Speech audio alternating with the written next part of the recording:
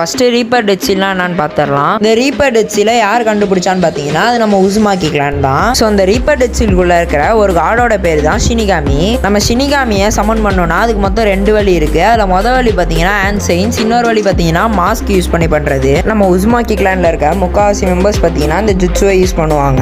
நம்மளால reaper death seal use பண்ணி எனிமீஸோட பவரையோ இல்லை அவங்களோட சோலையோ நம்மளால சீல் பண்ண முடியும். அப்படி நம்ம சீல் பண்ணோம்னா நம்மளோட சோலை வச்சு நம்ம ஷினிகாமியோட கான்டாக்ட் பண்ணணும். இப்படி இந்த சீலை யூஸ் பண்ணும்போது அந்த சீலை யூஸ் பண்ற யூசரோட சோலை பார்த்தீங்கன்னா ஷினிகாமி எடுத்துக்கும். அப்போ இந்த சோலை ரிட்டர்ன் எடுக்கவே முடியாதான்னு கேட்டிங்கன்னா எடுக்கலாம். அதுக்கு ஷினிகாமியை கம்பல் பண்ணி அதோட அப்டமனை வந்து கிழிக்க வைக்கணும். ஏன்னா அதோட அப்டமனில் தான் எல்லா சோல் அண்ட் பவர்ஸையும் சீல் பண்ணி வச்சிருக்கோம் ஷினிகாமி. இதை பண்ணும்போது யூஸ் பண்ற யூசரோட அப்டமனையும் கிழிச்சு விட்டுரும் இந்த ஷினிகாமி. எப்படி பார்த்தாலும் இந்த ஜூட்ஸை யூஸ் பண்ற கேஸ்டருக்கு சங்கு தான். அப்போ நீங்க கேட்கலாம் ஒரோச்சிமாரு மட்டும் எப்பரா உயிர் தப்பிச்சான் அப்படின்ட்டு.